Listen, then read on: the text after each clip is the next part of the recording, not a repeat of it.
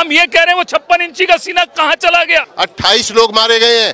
जो कहते हैं कि आज देश मजबूत हाथों में है और सुपारियां ले रखी हैं दूसरे मुल्कों से अपने ही मुल्क को बर्बाद करने की। नोटबंदी करने का मतलब है कि आतंकवाद की कमर टूटना।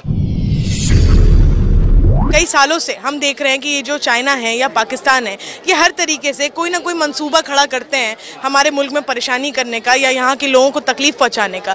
तो मोदी जी को किस बात का डर है? इतना खौफ क्यों है पाकिस्तान और चाइना का? या कोई साठगांठ है पाकिस्तान और चाइना से? कोई सुपारी ले रखी है क्या मोदी जी ने चाइना और पाकिस्तान से कि वो उन पे एक्शन लेने की बजाय अपने ही मुल्क में डिवीजन करने का काम कर रहे हैं? आज की तारीख में आपको कश्मीर जाना चाहिए था। आज राहुल गांधी जी फौरन जैसे वापस आए वो फौरन पहुंचे उन लोगों से मिलने के लिए। मोदी जी को क्या ये चीज़ शोभा नहीं देती थी कि वो पीएम होने के नाते वहां के लोगों से जाके मिलते, उनसे मुलाकात करते, उनका दर्द बांटते, उनकी तकलीफ बांटते?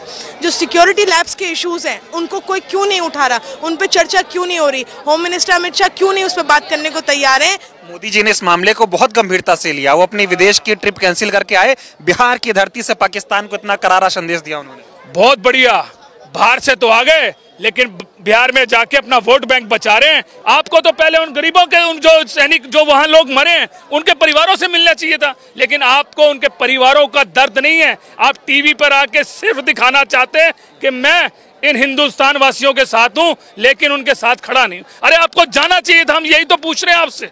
हम ये कह रहे हैं वो 56 इंची का सीना कहाँ चला गया? अरे आप कहते थे वो 1 मारेंगे मैं 10 मारूंगा। हम आपको कह रहे हैं कि पाकिस्तान को खत्म करिए।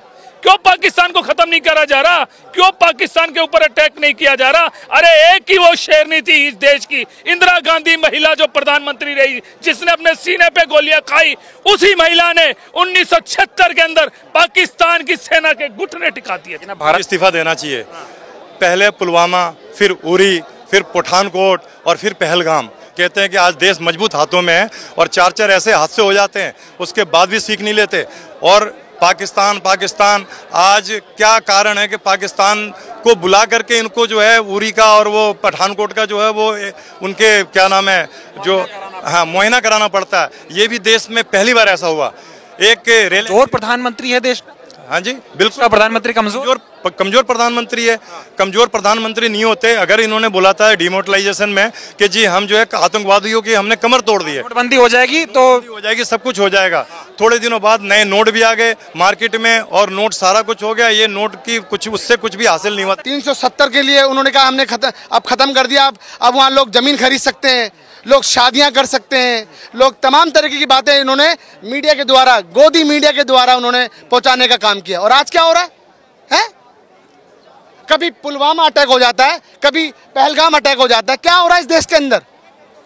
मैं पूछना चाहता हूं, देश का प्रधानमंत्री कमजोर है, उसके बस की नहीं है देश चलाना। देश का प्रधानमंत्री बिहार में रैली कर रहा है, वो पाकिस्तान को चुनौती दे रहा है। बताइए, मैं यही पूछना चाहता हूं।